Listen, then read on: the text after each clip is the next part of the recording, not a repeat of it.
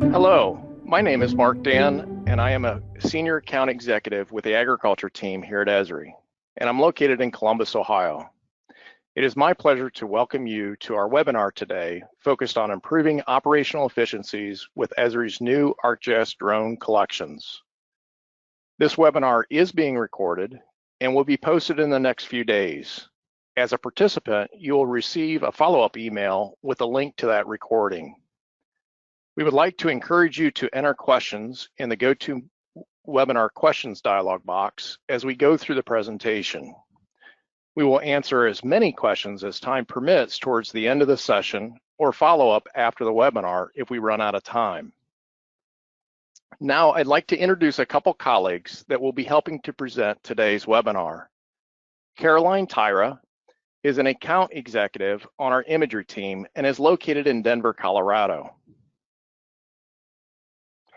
Elvis Takau is a solution engineer on our natural resources team and is located in San Antonio, Texas. A quick review of the agenda before we get started. I'll be making some introductory comments and then turn things over to Caroline to walk us through the various ArcGIS drone collections. And then Elvis will follow up with a couple demonstrations. At the end of the webinar, we'll entertain questions for as long as time permits. Since we have many of the registered attendees are new to Esri, I'd like to start with a few comments on who we are and what we do. Esri is a software manufacturer of a mapping technology called ArcGIS. It is designed to give you the power to integrate all types of data with maps so you can visualize and analyze your own specific data. ArcGIS helps you find meaning in your data and ultimately make smarter decisions. We have been in business for more than 50 years, and we have more than 350,000 customers around the world using ArcGIS technology to create over 150 million new maps every day. We are a research-driven company, spending more than 25% of our annual revenue on research and development, so we can continue to deliver innovative technology that harnesses the power of applied geography. We continue to change and grow our platform to keep pace with changes in technology and meet the needs of our users. We are a global company with more than 80 offices around the world and employees that come from more than 65 different countries. So at a high level, ArcGIS is an integrated platform of GIS technology that consists of commercially ready-to-use desktop, web, and mobile applications. All users of ArcGIS have access to ready-to-use online content and services such as soils, terrain, weather, as well as other related data and services for the agriculture sector. For multi-user environments, Esri customers can deploy our server-based technology to manage content and deliver services to the application tier of clients I mentioned earlier, as well as integrating with other enterprise systems.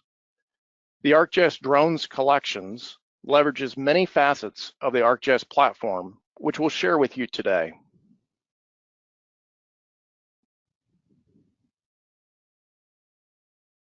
So why consider using drones for agriculture? In agriculture, the availability of a reliable and trained workforce is becoming a critical limitation for many operations. In fact, for tasks such as crop scouting, one well-respected scholar I recently spoke with shared that it is estimated only 10% of US row crops are scouted on a regular and consistent basis. Oftentimes, those scouting activities are completed by part-time help or summer interns and not by seasoned professionals.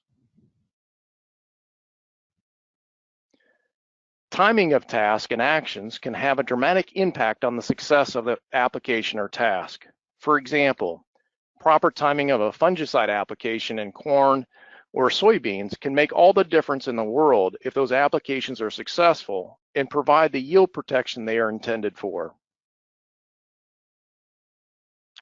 With commodity margins so tight in agriculture today, any task completed should be fully vetted to ensure those activities will perform and provide the return on investment expected.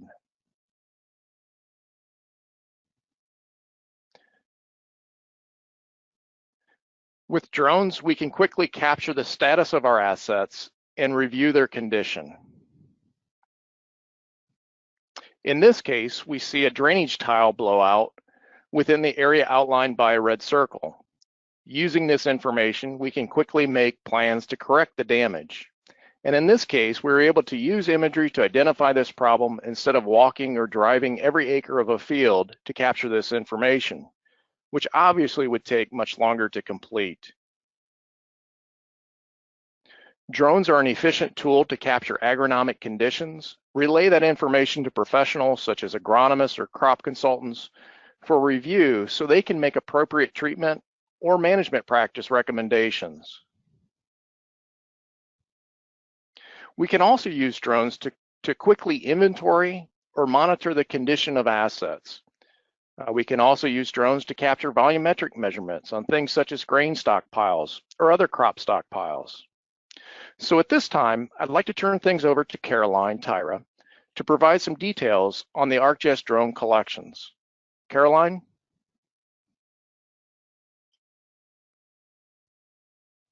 Thank you, Mark. I'm excited to introduce our new ArcGIS Drone Collections today. But first, some scene setting around Esri's imagery capabilities. It all starts with the science of where. More than just a tagline, it's about the connectivity between all things spatial, enabling users to easily share and integrate all aspects of geospatial information. Maps and data certainly, but also analytical models, applications, nearly any type of georeferenced distributed data. Our ability to collect information about our world is rapidly expanding. We know that GIS provides a modern framework for managing all types of geospatial information, and it can do the same for remotely sensed imagery as well. ArcGIS provides the three main things you need to work with and effectively use your data in a system of record, or your imagery management, a system of insight, which is the ability to analyze your imagery, and a system of engagement, sharing your data insights as image services in the Esri Geospatial Cloud. GIS provides a robust imagery management capability. Image processing and raster analytics and the ArcGIS image server are able to share both image content and imagery-derived products across your organization and out to the public. Together, these three are the foundational capabilities of the ArcGIS imagery platform. So let's take a quick look at the overall ArcGIS platform. While this architecture may be overwhelming to some, just remember it all starts with ArcGIS Pro.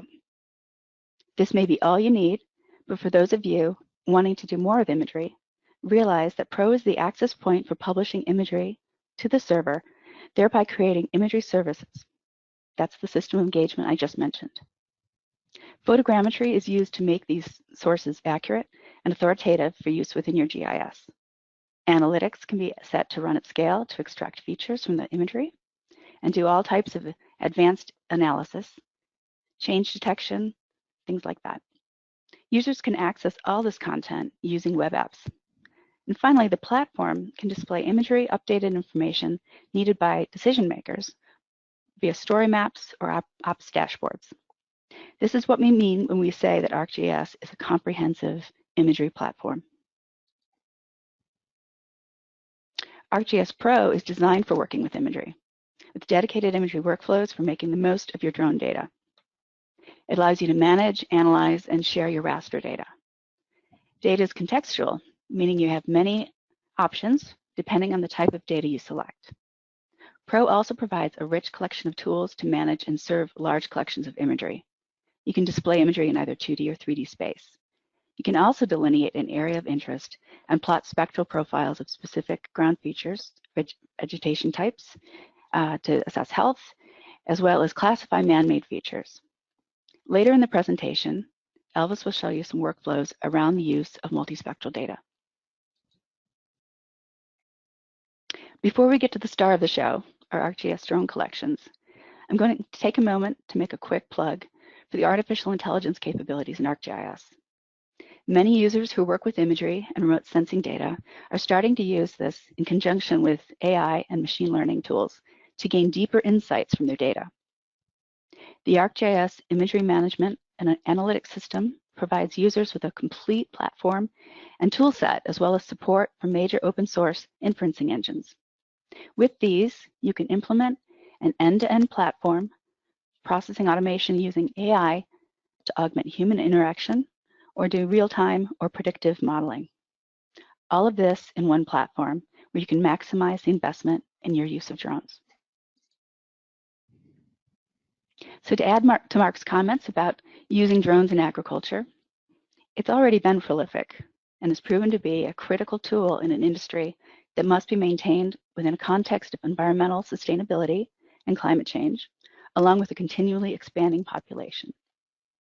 Whether used for forecasting yield, assessing progress or damage, irrigation monitoring, or soil mapping, imagery and remote sensing have played an important role in the evolution of agricultural practice. As a platform that meets the need for high-resolution precision and capture on demand, agriculture is naturally one of the fastest-growing markets in the commercial drone industry today. And while the use of drones can provide you with rich information about your fields, the management of this technology is much more than the basics of which drone and sensor you choose. There's a lot more involved in commercial drone programs than just the drone and camera. Flight planning, image processing, perhaps some analysis, along with a whole host of other things to manage: airspace, safety concerns, compliance, ground control, and your data. All of these factors are important in a drone operation, and to be successful, it requires proper management of the entire drone workflow. This is what the ArcGIS Drone Collections can provide: an end-to-end drone workflow, starting with flight planning, where users can create and manage automated flight plans for their project area. The ArcGIS Drone Collections allows users to manage large fleets of drones and pilots. This may be simple for a small operation, but as larger programs add pilots and begin to manage multiple projects, drones and batteries, it becomes vital to track how these are working in your operation. And finally, drone image processing. The drone collections have two distinct applications for drone image processing. One is done locally, and the other is in the cloud. And now for the fun part, a look at the drone mapping collections. In this slide, the components of each collection are depicted, including the ArcGIS technology and features of each collection. Moving from left to right, the collections are separated by the core components of either drone map or site scan. The first two, drone mapping and analysis, are designed around our existing drone map offering with local processing. We've added scale through the recent acquisition of Site Scan from 3D Robotics early this year. The collections provide comprehensive workflows for capturing, processing, analyzing, and sharing drone data from the desktop to the enterprise. Esri recognizes that not all drone operations are the same. Smaller organizations flying drones for survey purposes may only want to process drone imagery and share products with their customers, whereas larger organizations may be flying drones constantly for large-scale inspection service. These customers require a way to properly manage their entire fleet, leverage cloud image processing, and serve their drone imagery products across the organization. So for users that want to process their drone imagery locally, disconnected, or for those smaller drone operations, Drone Map for ArcGIS provides a powerful local processing engine for processing drone imagery. The drone mapping and analysis collections are ideal for drone operators that want to fly a drone, process their imagery, and ship orthomosaics or 3D products to their customer. The drone mapping and analysis collection adds the powerful imagery analysis and raster function tools found in ArcGIS Pro. I mentioned some of these previously. Both collections provide access to ArcGIS Online. Today's demonstration will highlight a workflow from the drone mapping and analysis collection. Though powerful in and of itself, Drone Map does not scale and does not offer the full complement of features many of our users require for managing their drone programs. Esri wanted to offer flight planning and fleet management capabilities. as well as the ability to process in the cloud. With these capabilities, we also wanted to maintain the high product quality outputs already found in Drone2Map, as well as provide superior product outputs, including structure from motion, a photogrammetric technique for creating 3D models from overlapping 2D images.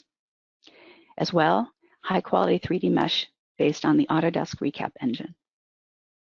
And while Drone2Map is very compatible with ArcGIS Pro, we wanted a solution that at scale was fully integrated with the ArcGIS platform, creating a seamless workflow from flight planning to creating and sharing products. For all of those reasons and more, we're very excited about our new drone mapping capability with the online drone mapping collection with SiteScan at their core. The online drone mapping collection is a turnkey solution that combines SiteScan for ArcGIS with ArcGIS Online. It is designed for teams of drone operators that need to collaborate on drone projects and create drone mapping and analytics products at scale. The Enterprise Drone Mapping and Analysis Collection is designed for larger operations involving the need for deeper analysis, storing large data sets, sometimes combined with other imagery or remote sensing data, and sharing across the organization with image services. This collection includes ArcGIS Pro, the Image Analyst extension, as well as Enterprise for ArcGIS and Image Server. Elvis will be highlighting the use of SiteScan and the online drone mapping collection later in the presentation. As I mentioned earlier, flight planning is a capability that Esri wanted to provide in our collections. With SiteScan, flight planning is easy. Intelligent flight modes designed to capture your drone data based on your project needs. Optimized for 2D capture, you have area survey and crosshatch patterns. For 3D projects, perimeter scan and vertical scan are ideal. And other modes allow you to capture a 360-degree view of your area of interest or allow for manual inspection flights. Flight planning in SiteScan allows you to fly a site without Wi-Fi or cellular network, plan a flight in the office to be flown at a later date, plan a flight for another operator to fly at a different location, or save your flight plans to repeat the same flight pattern. Derivative products from all the collections are the same. From your classic 2D mapping products, orthomosaics, digital terrain models, digital surface models, contours, and 3D modeling products. Photogrammetrically derived point clouds in LAS file, measurements, and volumetrics. The difference is in how you get there. Examples here of those key outputs include a variety of base map products, including surface models and terrain models, plus data from modeling applications, from imagery-derived point clouds to scene layer packages in 3D mesh. Finally, there are now numerous inspect and measure functions in SiteScan and more advanced analytics capabilities in ArcGIS. Whether from Drone2Map or SiteScan, these products really transform to powerful data when brought into the Esri cloud. All collections produce authoritative data, comprehensive reports that provide accuracy details for each collection, including camera position, computed position, GCP and tie point information, overlap, and calibration details.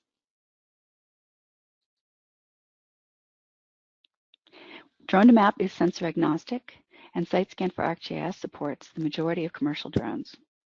Commercial drones used for this type of work have two important capabilities. First, the drone must collect latitude, longitude, and altitude coordinates. Many drones automatically add this information to the image metadata of each image file, so that complementary software can automatically ingest the drone data. Second, camera information about the lens focal length and sensor size must be supported by an existing camera database. Nearly all modern cameras are supported in the ArcGIS Drone Collection's existing camera database, which is frequently updated. The drones shown here are supported by the flight planning app. More on that from Elvis. And for those of you using an RTK drone for survey purposes, note that SiteScan supports both RTK and PPK workflows. And finally, for those of you that need a turnkey drone program, we're offering hardware as well. The unique H520G, proprietary to 3DR, is available for purchase from Esri. Built for long flight times, the stable platform comes with a 20 megapixel camera and is capable of capturing 4K video. It is also SOC 2 security compliant and meets strict government standards under TAA guidelines. And now Elvis is going to demonstrate workflows from both the online drone mapping collection, showcasing the new capabilities found in SiteScan for ArcGIS, and the drone mapping and analysis collection, highlighting drone and map combined with ArcGIS Pro. Elvis? Thank you, Caroline. As Caroline mentioned, the ArcGIS Drone Collection combines flight planning, flight management, cloud-based image processing by transforming drone imagery into an orthomosaic, terrain surface products, 3D point clouds, and even 3D textured meshes. The ArcGIS Drone Collections can transform raw drone imagery into valuable information products using elastic cloud processing that scales to meet your organization's project size and other needs.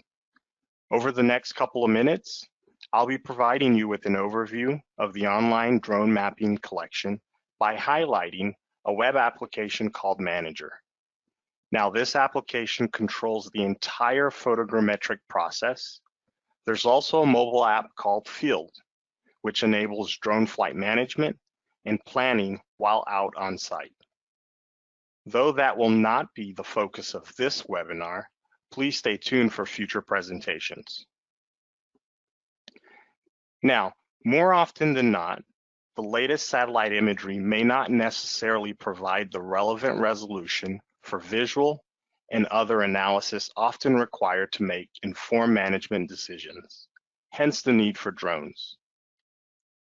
On my screen, I'm currently in a web application using my preferred browser, and everything I've flown is accessible here, and I can actually plan a flight here as well. So let's start by exploring some of the admin capabilities of this application. Popping into my organizational settings, we can see that every prospective flight begins with a pre-flight checklist, and SiteScan facilitates getting into a good routine and following the same steps before each flight. We have a list here which outlines some of the basic steps that a prospective pilot would need to undertake ahead of a flight. Now, some of these rules can be required, but others can be checked off, so they don't have to actually follow all of these rules. In addition to these pre-flight rules, you also have the option to add your own rules. So I could go in and add my own title, description, and the relevant text for my pilots to follow. Previewing that, it'll look something like this, a simple checklist, which the pilot must undertake before the drone goes up in the air.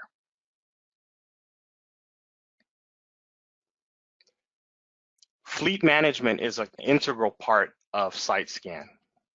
I can manage my individual drones based on the total number of flights or the last flight flown. Additionally, I can manage by drone type. So whether it's a solo or a Phantom 3 or a more popular drone like the 4P, I can see the individual flights as well as the pilot who has flown that drone. In addition to the hardware, I can also manage my battery life. So here I've got a list of the total flights based on the different drones and the output of the various batteries. So it's a complete drone management operation.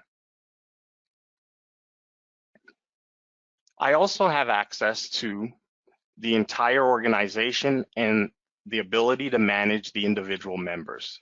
I'm currently logged in as an administrator, which gives me full access to every project and every flight, but it also gives me access to the other individuals who are part of this organization. As you can see, there are a number of other administrators. Some have only read-only privileges, which allows them to only see a flight, while others have full access with the ability to create their own flights. Moving along, let's take a look at the projects I have access to. Again, I'm an administrator. So as an administrator, I have the ability to create a new project. What does that entail precisely? Well, a project involves the combination of flights and flight plans. So let's go ahead and jump into one of my existing projects. Within this project, you can see a list of the various flights or flight plans which I have currently undertaken. I can create a new flight plan if I have to, choose one of these methods of flying, and I can quickly designate that on my map. So as I pan and zoom, I can adjust my flight area to precisely what I'd like to undertake with my drone.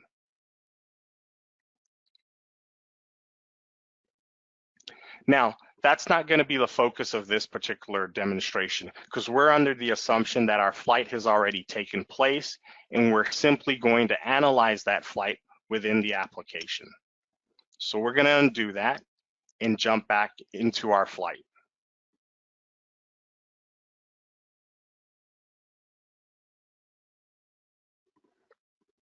So again, I'm back into my project. I have the ability to add ground control points if I needed to, add additional files for additional georeferencing. I can control my output settings, so the different information products that I'm going to output from the orthomosaic through the point cloud to the 3D mesh and even things like contours and intervals. I can control every member who has access to this particular project. I can invite new members, and then I can incorporate the form for a pre-flight checklist as well. Now I'd like to focus on a particular flight in question. So I'm going to go back to all projects, jump right into one of my flights, and let's take a look at this particular flight which was undertaken some time ago.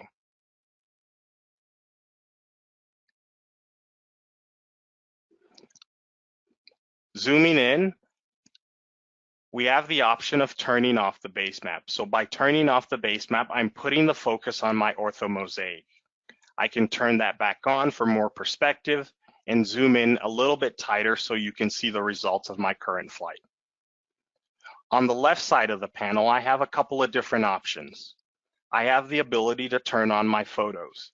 By doing so, I immediately have access to the raw drone photos. By clicking on an individual photo, I can see the photo at its native resolution.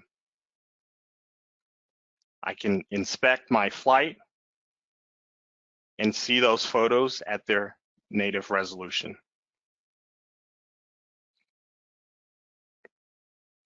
In addition to the raw photos, I have basic information products. So contours.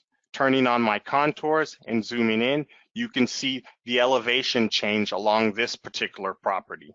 And to make that even clearer, let's go ahead and turn on the elevation model.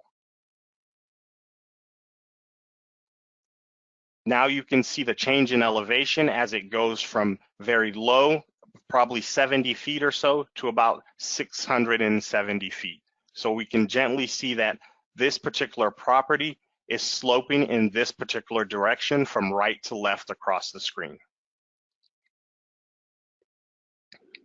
In addition to elevation and contours, I have the ability to do simple processes like a cut and fill. I can turn on a simple hill shade for better perspective, and it correlates with my intervals. And of course, I have the orthomosaic, which I can turn on and off as well. So everything I've shown so far is in our 2D mode. Let's take a look at some of the other options we have on our screen. I have a timeline. So imagine you have a drone flight that has been flown at different time frames. You could use the swipe tool, sort of swipe back and forth between two temporal time frames.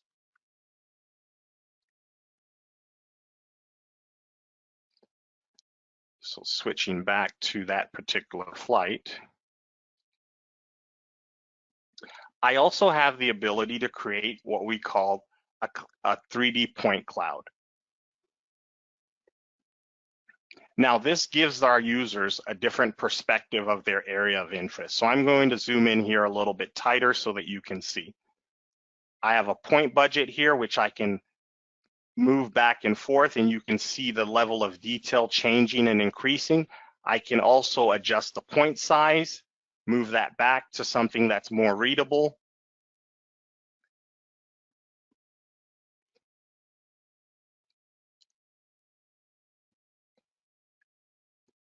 Now on the right side of my panel, I do have some basic mensuration tools that I can start to take advantage of as well. We have the angle tool, which I've already gone ahead and created a little area here of interest where I can look at the various angles, but I also have simple things like the ability to calculate an area. So I can choose my area of interest, and every line segment, I can see what that measurement is. And as I get to the end, it calculates the area for me for that designated location. I can simply turn that on and off as these measurements are now part of my project. In addition to doing simple things like area, I could also do an elevation profile. So previously we saw this property sloping from right to left. We can actually verify that through an elevation profile. So let's move this property back a little bit.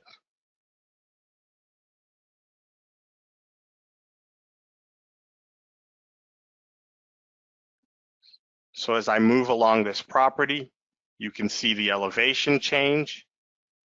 And as I scroll along the graph, you can see how that elevation slopes across the entire property. All of these basic mensuration steps can be exported as part of your project as well.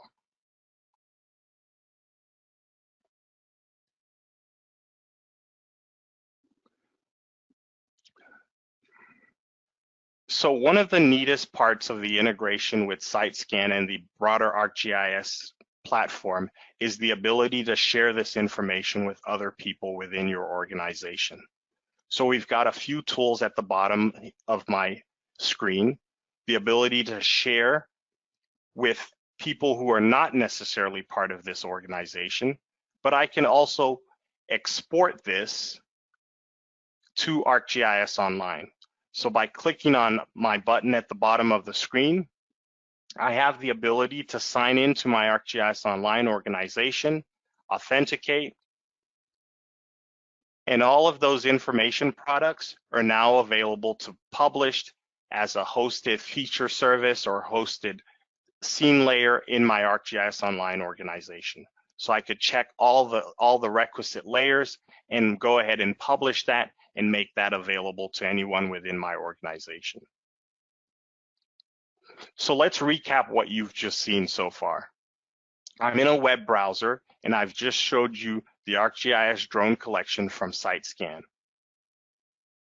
All of this has happened within my web browser. I've got unlimited processing abilities. I've got some simple mensuration tools. I've got the ability to create information products, which I can ultimately share with other people within my organization. Now, many of you may be single drone operators with the same need for analysis capabilities to build advanced information products from drone imagery. As such, the Drone Mapping and Analytics Collection, which includes Drone to Map and ArcGIS Pro, may be the solution for you. So let's take a brief tour of Drone to Map and some of the capabilities for analyzing drone imagery.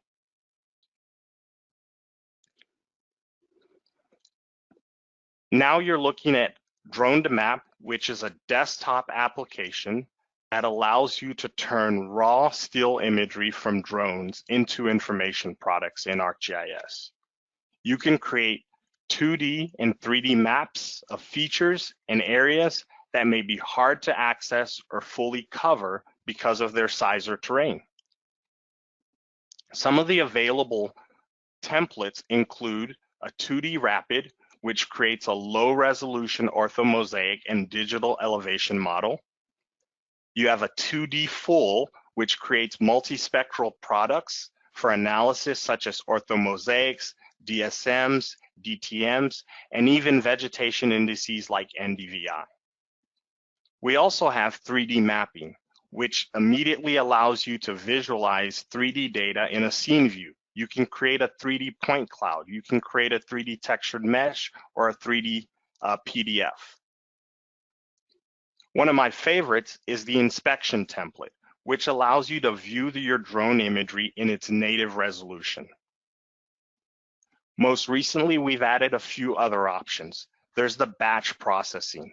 Now, this template allows you to process multiple projects in sequence, and you can actually prioritize which of these projects you want to finish first.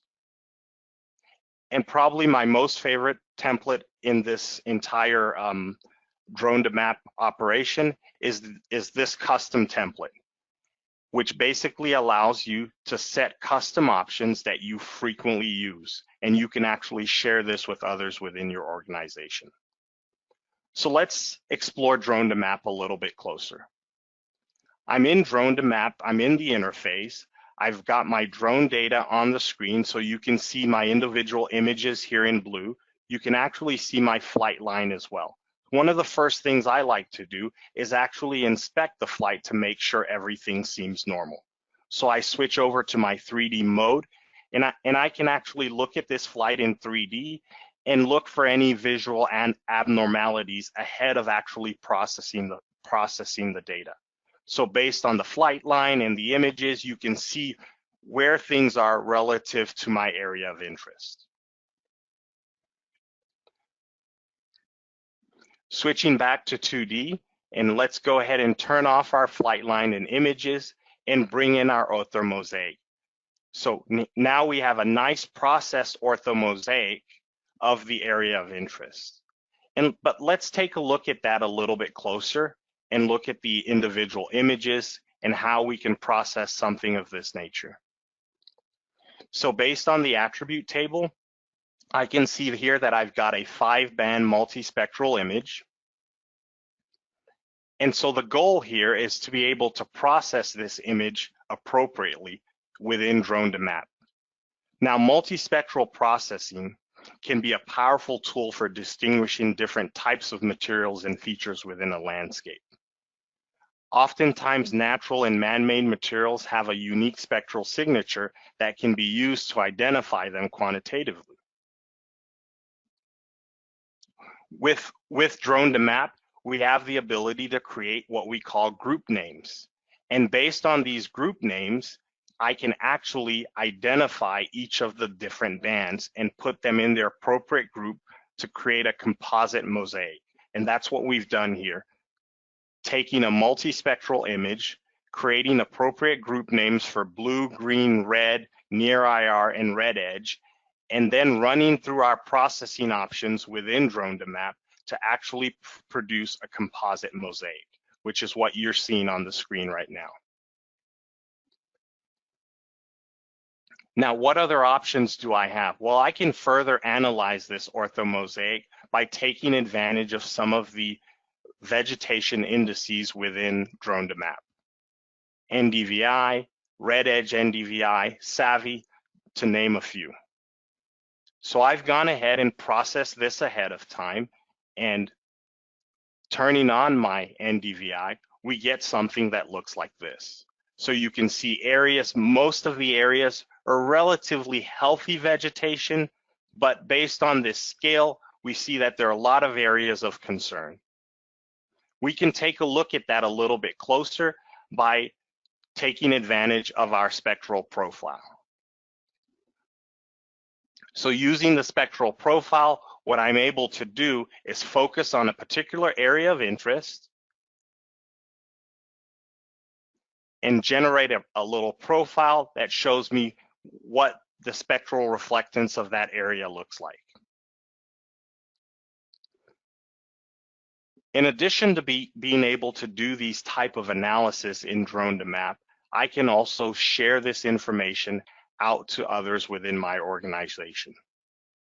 Taking it one step further, I can actually open the same project in ArcGIS Pro to take advantage of the image processing capabilities within that software as well. So let's switch over to ArcGIS Pro.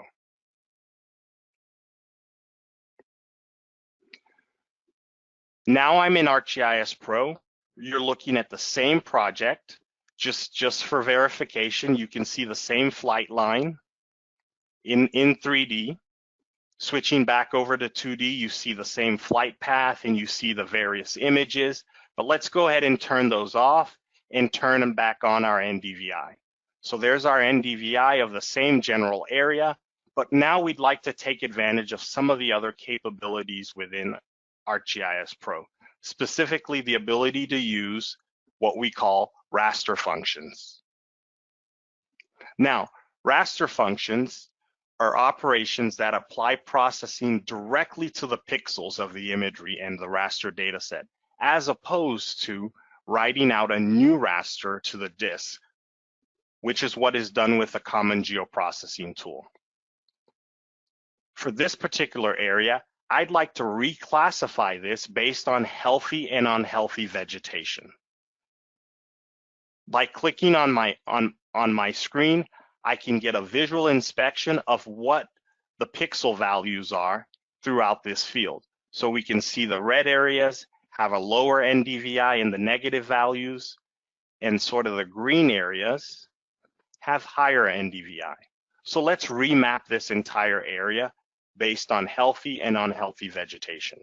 So I'm going to take advantage of these raster functions that are being exposed to me, and I'm going to use the reclass and remap.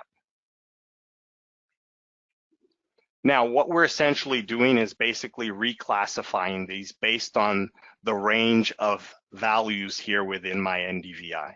So I'm going to add new minimum value of maybe minus 0.4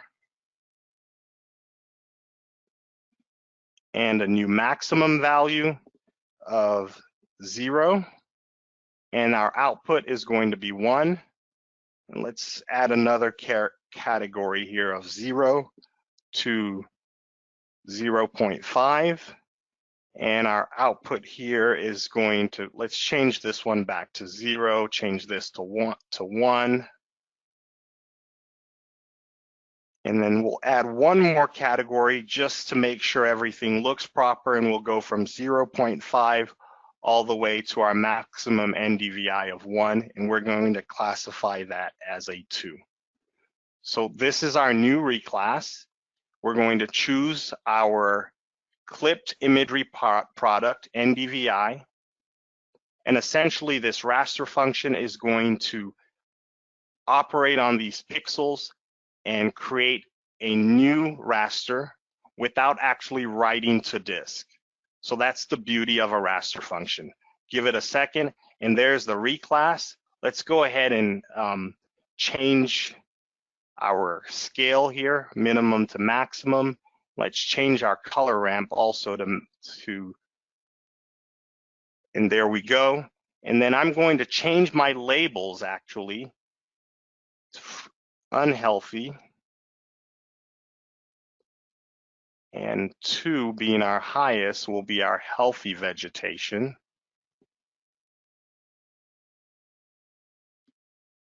There we go.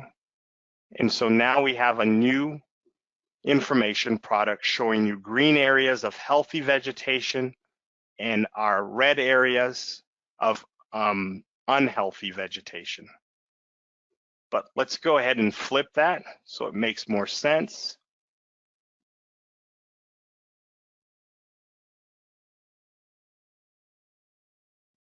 There we go. Should look something like that. And then if we take advantage of our appearance tool here and use our swipe back and forth, you can see that it correlates with what we were seeing with the NDVI. And I'll zoom in a little bit tighter so you can see that. With the NDVI, you have the green areas are showing you some healthy vegetation, yellow areas not as healthy, red areas definitely unhealthy vegetation. So I'm going to recap what I've just shown you. We started in site scan. We were able to consume our drone imagery. We moved over to drone to map, where we're able to take advantage of the ability to process multispectral imagery, share that with our audience, consume it in ArcGIS Pro, where we're now able to take advantage of additional imagery capabilities. Take advantage of the various indices, the raster functions, and further process this imagery. Now we can share this back out to anyone within our organization and give them access to the same type of imagery. Caroline, back to you. Thank you, Elvis. I think we're going to entertain some questions next.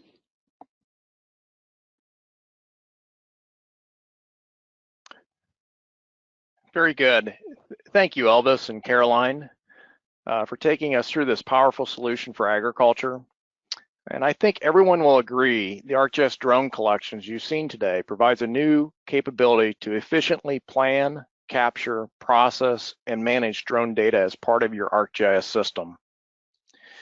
Information to connect with the speakers of today's webinar will be provided after we finish with questions. We'll also be sharing some links to the ArcGIS Drone Collections, as well as how to connect with the Esri agriculture community. So let's spend some time addressing those questions. If you have a question you haven't submitted yet, please use the GoToWebinar dialog box and submit a question there. So for our first question, let's see, what ArcGIS Drone Collections, what drones are supported with the ArcGIS Drone Collections? Caroline, would you like to take that question, please? Sure. So remember, we've got two different engines driving either the local processing or the cloud processing. Drone to map is drone agnostic. It takes over the processing stage. So it'll support really any drone imagery on the commercial market. The site scan software supports most of the major drones. And if you remember the slide I showed, it highlighted the DJI Mavic, the Phantom, a number of others that are popularly used in commercial. It also supports some fixed wing drones as well. And you can get a list on our website or contact us directly if you've got a question about a particular drone. Okay, very good. Let's see here. I'm sure many people are wondering this question, so we'll go ahead and put this question out there. How much does the ArcGIS Drone Collections cost? And I know there's different options there, but how much do the different options cost? Caroline, you want to take that question as well? Sure. So you saw the 4 collections, and they're all available by annual subscription. For pricing info, you're going to want to query your account manager particularly. We sort of design the package around individual needs. For the cloud solution, for example, number of licenses on top of a basic package. And then the enterprise solution is one that's also going to require some customization. But again, contact your account manager. They will have that information for you. Okay, very good. And let's see here.